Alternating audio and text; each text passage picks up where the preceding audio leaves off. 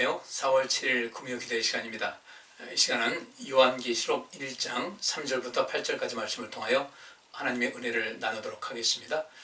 먼저 제가 본문 말씀을 봉독해 올리겠습니다. 이 예언의 말씀을 읽는 자와 듣는 자들과 그 가운데 기록한 것을 지키는 자들이 복이 있나니 때가 가까움이라.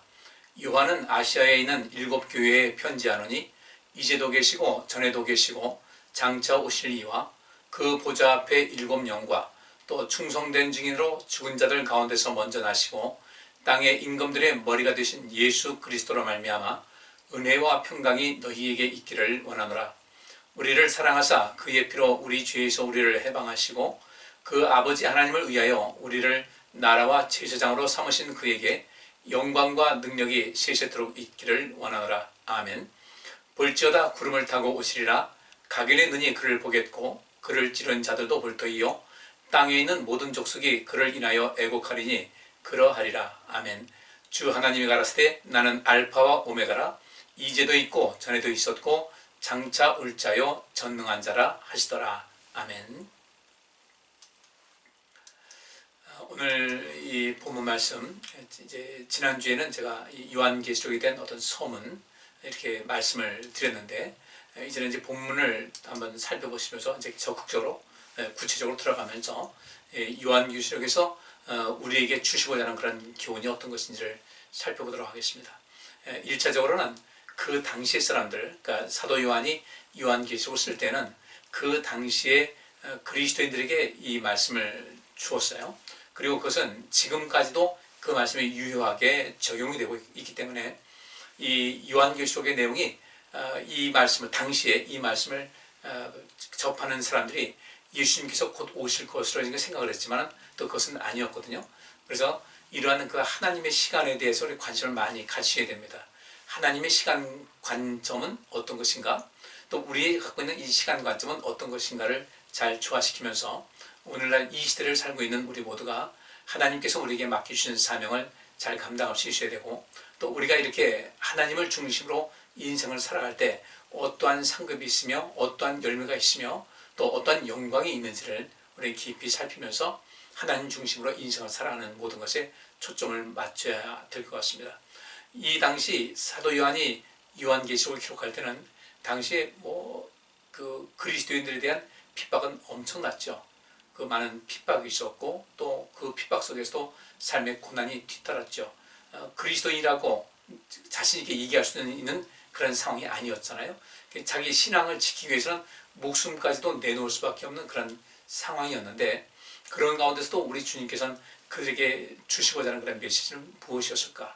또 우리가 이 생각할 때 그러면 하나님께서 우리를 보호하시기 위해서 모든 그 상황을 좀 좋은 상황으로, 편안한 상황으로 인도해 줬으면 그렇게 고난당하는 가운데서도 그 고난 속에서 고통을 당할 수 없지 않겠냐, 이렇게 이야기를 하지만 실상 우리가 살아가고 있는 모든 현실을 보면 꼭 그렇지만은 않은 것 같습니다. 모든 상황이 안전하고 편안하다고 해서 하나님을 더 잘 섬기는 것은 아니었거든요. 지난주 주일날 낮은 예배도 제가 말씀드렸지만은 남왕국, 이스라엘 역사 속에서 남왕국과 북왕국, 이 두 왕국에 있어서 가장 그 부패한, 하나님과의 관계에서 실패하고 가장 하나님께서 보시기에 안타깝고 또 마음 아픈, 그리고 하나님의 분노를 자아낼 수밖에 없던 그런 시대는 태평성대를 이루는 때였습니다. 오히려 우리 육신의 모든 생활이 태평성대를 이루고 또 편안한 이런 삶을 살아가게 될 때 실제로는 우리의 영원한 생명이 주어지는 그 기회를 놓치는 경우가 왕왕 있었다는 겁니다.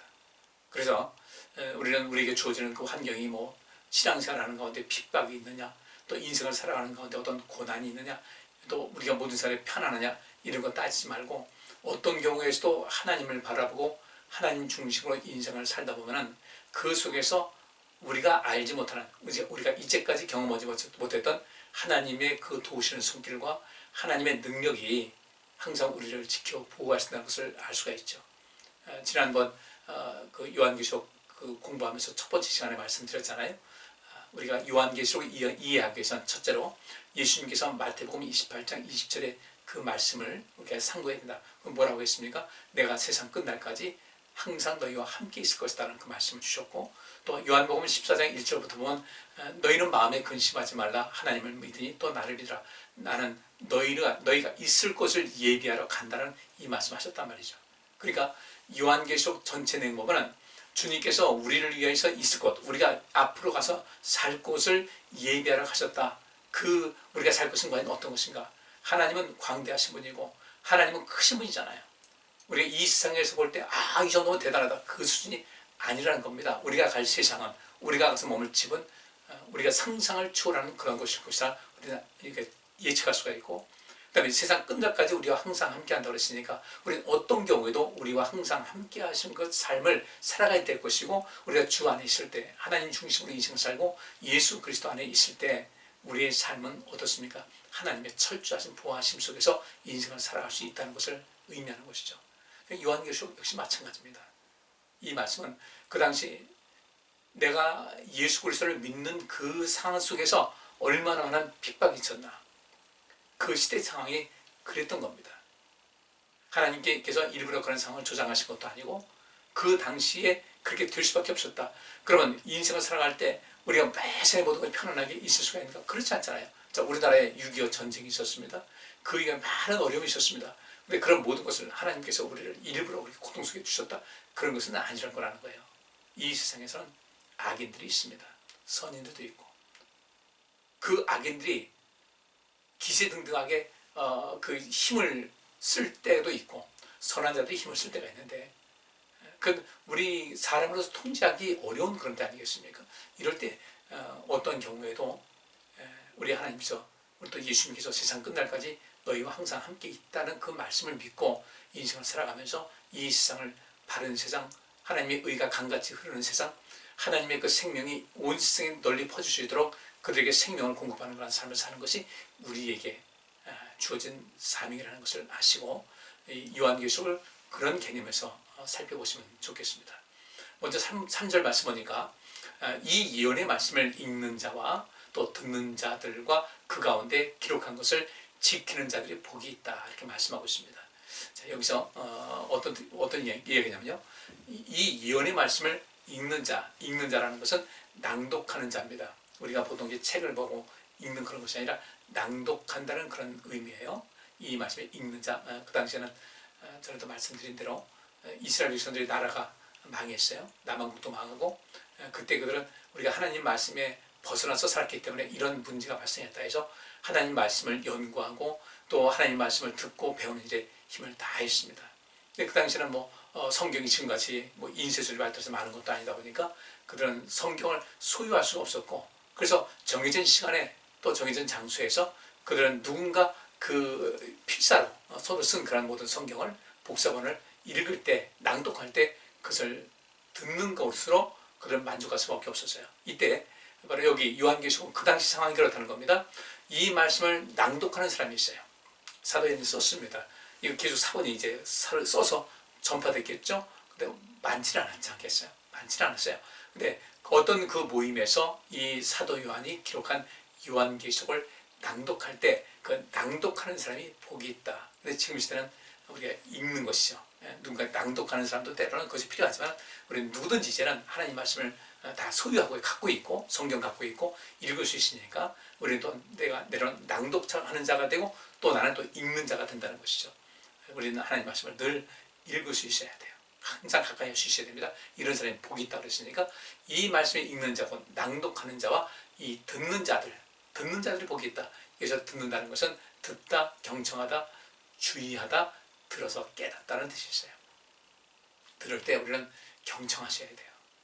그냥 흘려듣지 말고 그것이 진짜 듣는 거예요.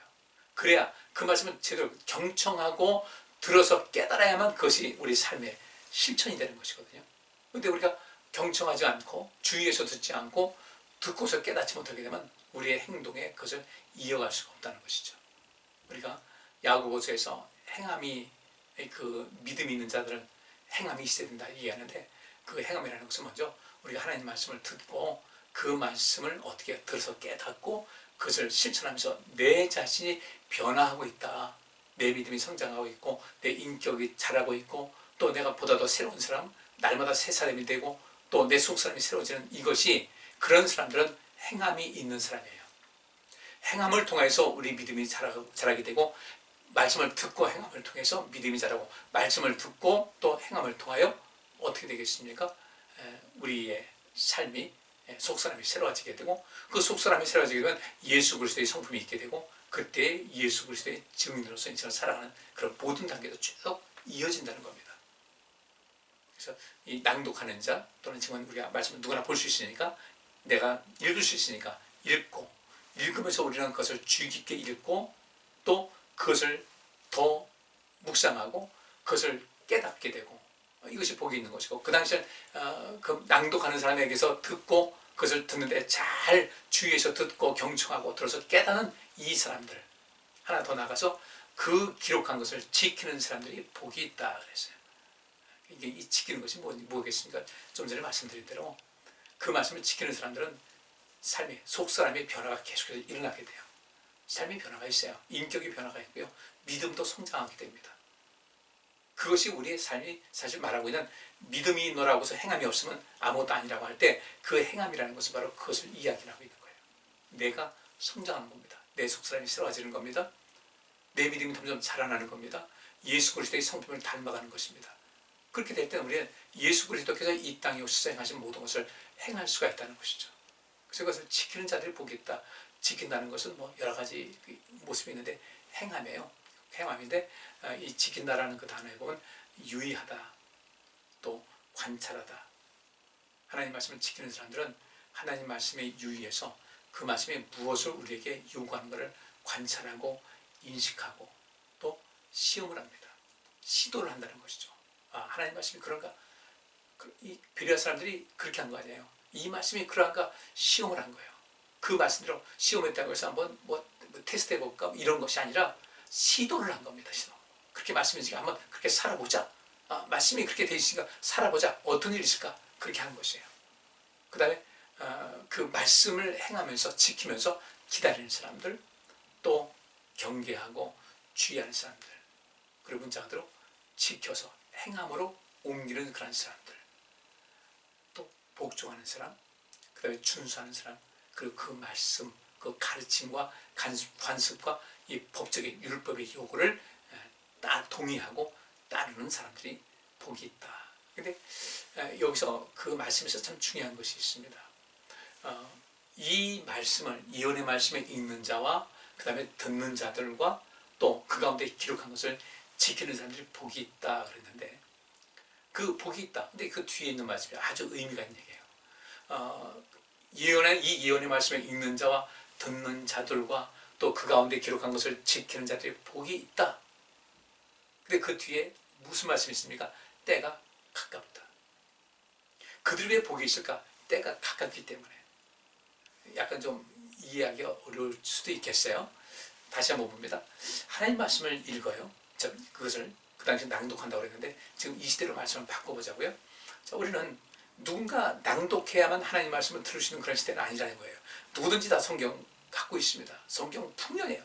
우리가 그 스마트폰에도 보면 뭐 온갖 우리가 소유하고 있지 않은 책으로 소유하고 있지 않아도 거기에는 우리나라에서 많은 번역본이 나왔거든요. 우리가 개역 한글 있고 개역 개정이 있고 새 번역이 있고 현대인의 성경이 있고 현대어 성경이 있고 쉬운 성경이 있고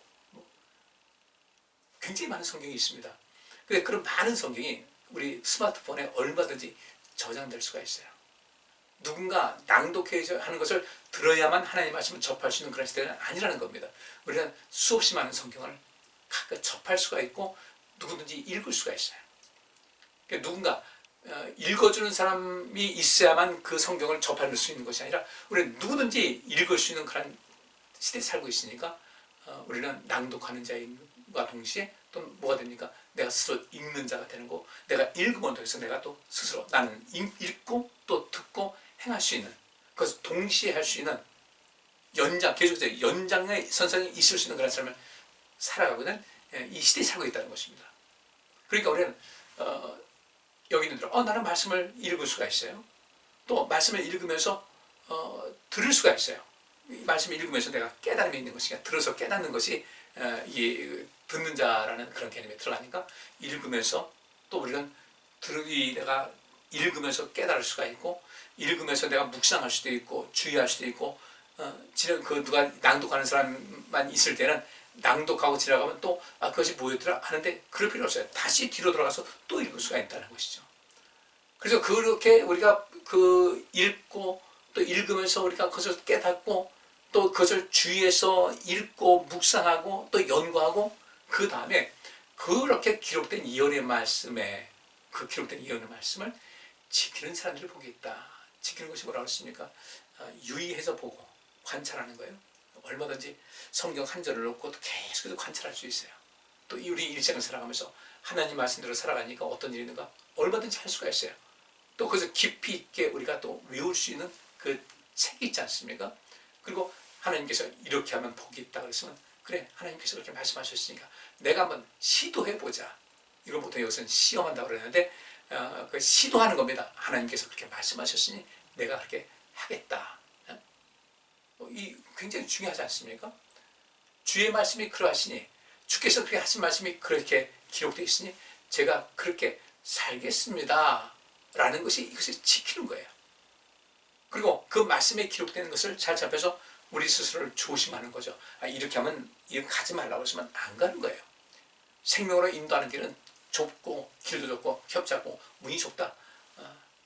또 멸망으로 인도하는 그 길은 넓어서 또 문도 넓어서 찾는 사람이 많다. 나는 지금 넓은 길 가고 있는가 좁은 길 가고 있는가, 우리 돌아볼 수 있잖아요. 이것이 바로 기록한 것을 지키는 사람들의 삶의 모습이라는 겁니다. 나는 지금 어디에 있는가? 좁은 길에 있는가? 주께서 말씀하신 생명으로 인도하는 좁은 길에 있는가? 아니면 멸망으로 있는 넓은 길에 있는가를 우리가 한번 살펴볼 수 있는 거죠. 그리고 우리 조심해서 경계하고 또 여기서 지킨다는 것은 우리 자신을 보호하는 거예요. 그리고 하나님 말씀은 진리라는 것을 알고 그 말씀 가운데서 떠나지 않도록 항상 관심을 갖고 살아가는 거예요. 또 하나님 말씀을, 이 모든 것에 대해서 내가 아멘 믿습니다, 이 말씀에 동의하는 거예요. 동의하고 따르는 겁니다. 무엇을 따르는 겁니까?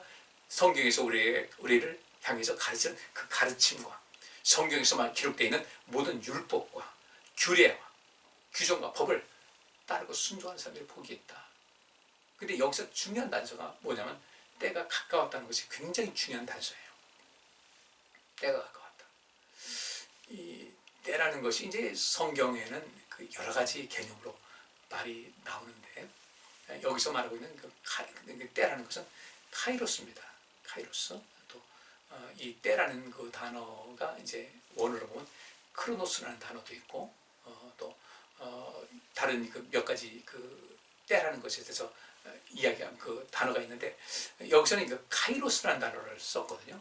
근데 이 카이로스라는 단어는 결정적인 순간이나 또 시간, 또 때, 결정적인 순간, 결정적인 시간, 결정적인 때, 또 종말론적으로는 이제 그 마지막 때가, 아주 마지막 때, 임박한 때, 마지막 때다.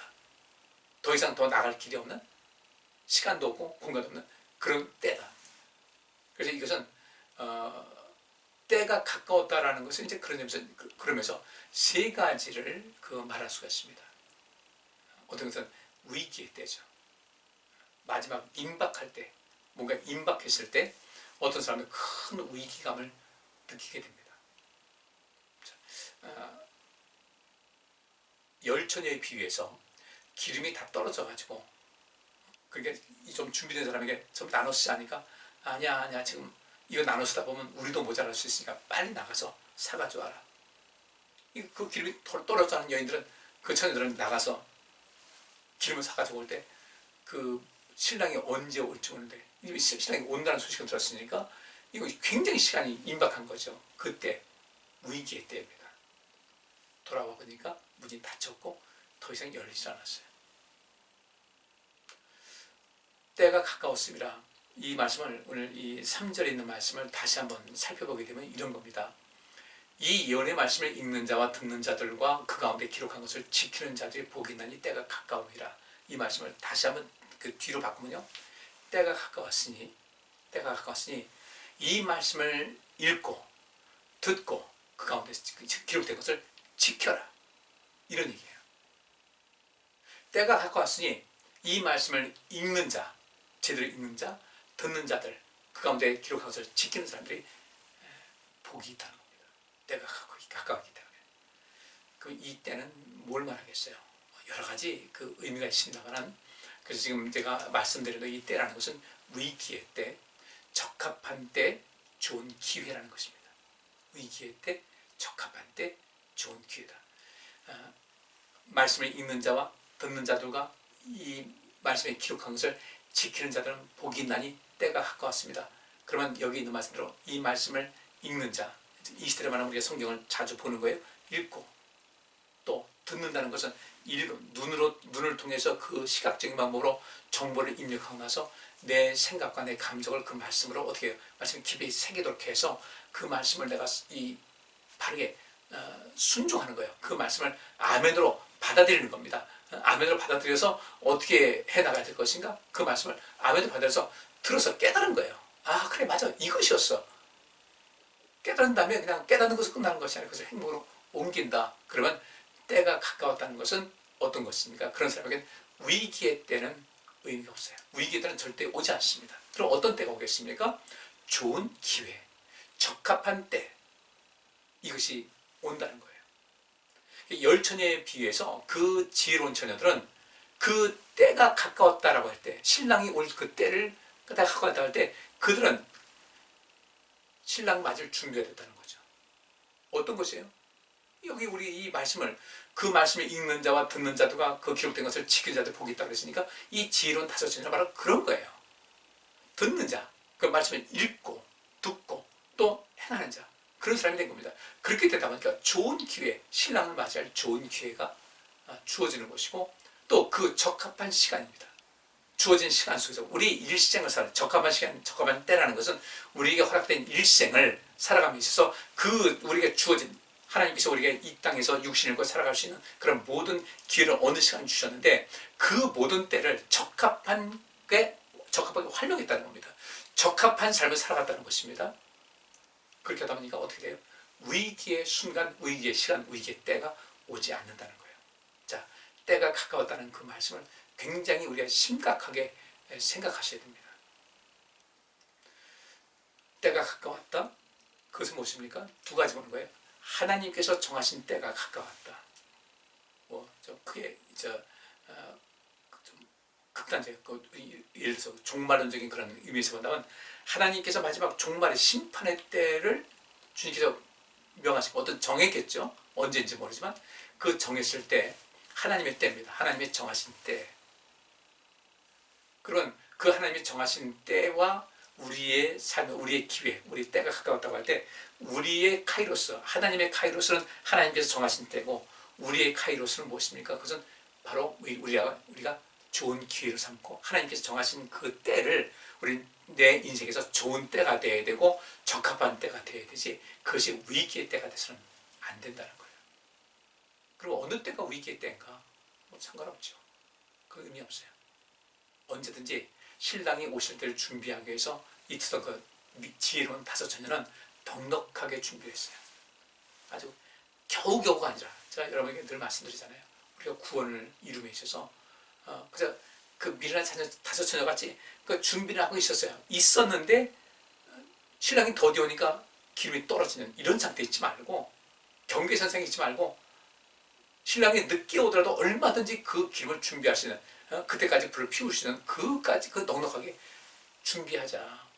이 구원을 이루는 온전한 것이거든요. 자, 하나님의 카이로스, 하나님의 때는 그건 우리가 언제인지 몰라요. 그래서 예수님께서 제자들을 앞에 두고 승천하실 때 제자들을 묻습니다. 이스라엘을 회복하실 때가 지금입니까? 하나님께서 정하신 때가 지금입니까? 했더니 예수님께서 때와 기한은 하나님께서 알아서 하신다. 너희는 내가 너에게 명한 것을 지키라. 그리고 성령이 임하시면 너에게 권능을 받고 이런 말씀 하시지 않습니까? 하나님의 정하신 때, 이때는 하나님께서 적합한 때입니다. 하나님께서 정하신 때니까 그때는 적합한 때이고 그 하나님께서 정하신 때가 어떤 사람에게는 위기의 때가 되는 것이고 어떤 사람에게는 좋은 기회의 때가 된다는 겁니다. 그럼 우리가 우리 인생을 살아갈 때 위기의 때가 되지 않고 내게서 좋은 기회의 때가 되기 위해서는 어떻게 해야 되겠어요? 지금이라는 순간에 하나님 말씀을 어떻게 해요? 읽고 하나님 말씀을 들어서, 읽는 것은 우리가 눈으로 보는 겁니다. 들어서 깨닫고 우리 사람의 삶을 계속해서 그것을 믿음으로 환원시키는, 믿음으로 전환시키는 작업을 끊임없이 하셔야 되는 거예요. 우리가 음식을 먹으면 우리 몸속에서 어떻게 합니까? 그것을 여러 가지 화학적인 방법이라든지 여러 가지 기능을 통해서 우리 몸의 에너지로 저장하지 않습니까? 마찬가지로 우리가 하나님 말씀을 듣고 또 예배를 통해서 우리가 말씀 예배를 드리고, 그럼 그것을 통해서 우리가 믿음으로 전환시켜야 돼요. 컨버트라고 하죠. 전환시켜서 믿음을 자리하게 하고, 그 믿음을 자리한 것을 어떻게 해요? 삶의 현장에서 실천하는 삶을 살게 되면 하나님께서 정하신 때가 언제인지 몰라요. 주님께서 다시 오실 때가 언제인지 모르지만, 주님께서 다시 오시지 않는다 할지라도 우리의 카이로스, 나의 카이로스는 어떤 것입니까? 내 인생의 종말일 수도 있는 것이고, 내 카이로스는 내 인생에서 나는 나의 하나님의 카이로스, 나의 카이로스가 어떻든지 간에 이것이 일치가 돼서 이것이 내 삶의 좋은 기회고 적합한 때가 되기 위해서는 어떻게 될 것인가? 준비된 자가 여기서 그 많은 복을 얻게 된다는 거예요. 오늘은 더 이상 길게 못할 것 같습니다. 다시 한번 제가 말씀드립니다. 이 예언의 말씀을 읽는 자와 듣는 자들과 그 가운데 기록한 것을 지키는 사람들은 복이 있다. 어떤 복이 있는가? 하나님의 정하신 때에 그들은 복이 있을 것이다. 여기서 복이라는 것은 마카리오스, 그보다 더 좋을 수 없는 완벽한 복이 있을 것이라는 거예요. 그러니까 하나님께서 정하신 때가, 또 우리가 지금 인생 살아가는데 지금 이때에, 지금이라는 이때에 우리가 하나님 말씀을 읽고 듣고 그 가운데 기록한 것을 지킨다면, 나의 때에서, 나에게 허락한 때에서 한다면 하나님의 때가 임했을 때 우리는 조금 더 당황하지 않게 되고, 위기의 때가 될 수도 없는 것이고 적합한 때요 우리의 삶에 큰 기회가 되더라고요. 우리가 신앙생활을 왜 매일매일 열심히 해야 되는지 아시겠죠? 오늘 그래서 1장 3절 말씀에는 이렇게 읽는 자, 듣는 자, 그것을 지키는 자, 기록한 것을 지키는 자, 그리고 때가 가까웠다는 이것을 관심 가지셔야 돼요. 가까웠다는 건 무슨 무엇입니까? 그래서 내 손이 닿을 만큼 가까웠다는 거예요. 비유로 말하면. 그게 동시죠. 시간이든 장소든 공간이든 상관할 것 없이 우리에 대한 언제인지 몰라요. 하나님의 정하신 때가 우리가 언제 올지 모르는 거예요. 그런데 이렇게 하나님 말씀을 읽고 또 듣고 그것을 기록한 것을 지키는 삶을 매일 생활 속에서 완벽하게는 아니라 할지라도 그렇게 그런 삶을 살아가는 삶의 훈련이 되고, 그런 모든 것이 몸에 배에서 그렇게 살아가는 사람들에게는 매 순간순간이 어떻게 되는 겁니까? 하나님의 때, 하나님께서 우리에게 약속하신 그 축복의 때와 심판의 때, 이런 모든 속에서 내가 불이익을 당할 이유가 전혀 없다는 것입니다. 이것을 꼭 기억하셔서 우리 성도님들 매 순간순간마다 하나님께서 기뻐하실 만한 그런 삶을 살아가시고, 우리에게 주어진 때를, 세월을 아끼라는 것은 기회를 놓치지 말라는 것이거든요. 그 기회라는 것도 카이로스라는 그런 개념이에요. 때가 가까웠다. 늘상 인식하셔야 됩니다. 나의 때는 언젠가 가까웠다. 하나님께로부터 복받을 때도 가까운 것이고, 때로는 내가 자칫 잘못하게 되면 내 인생의 위기의 때를 내가 몰고 온 것밖에 안 되는 거예요. 그 인생은 누가 가겠습니까? 우리가 하나님 앞에 바로 섰는데 위기의 때는 오지 않습니다. 내가 세상 끝날까지 항상 너희와 함께 할 것이라 하는데 왜 위기의 때가 오겠어요? 따라서 우리 인생에서 위기의 때는 대개의 경우 우리가 여기 있는 말씀입니다. 하나님 말씀을 또 읽은 모든 것을 가지고 들어서 깨닫고 우리가 그것을 경청해서 믿음으로 바꾸는 이 과정에서 문제가 있든지, 내가 믿음이 있나라고 하면서 행함이 없는 삶을 살았든지, 이런 모든 속에서 오는 삶의 위기인데, 때가 가까웠다. 나의 인생에서 축복의 때가 가까웠는가, 하나님께서 우리에게 주신 모든 은혜를 받을 때가 가까웠는지, 아니면 내 인생에서 위기의 때가 가까워오고 있는지 잘 살피셔서 여러분들은 위기의 때가 아닌 기회의 그 시간, 적합한 때, 이 모든 것이 여러분 삶 속에 가득할 수 있기를 주의 이름으로 축복합니다. 기도합니다. 하나님, 우리의 때, 하나님의 때는 정해지고 계획 속에 이루어지는데 거기에 걸맞는 우리의 때는 어떻게 준비하고 있는지 우리 자신을 돌아보고, 이런 그 하나님 말씀을 우리가 늘 가까이서 그것을 읽고 그 말씀을 들음을 통해서 우리가 은혜를 받고 우리의 속사람을 새로워지면서 또 그것이 우리의 행위로 이어지는 가운데 하나님께서 약속하신 은혜의 때, 복의 때가 우리 삶 속에 계속해서 이어주시는 삶을 살아갈 수 있도록 우리를 더욱더 새롭게 하여 주옵소서. 예수 그리스도 이름으로 기도하옵나이다. 아멘. 예, 오늘 여기까지 하겠습니다. 감사합니다.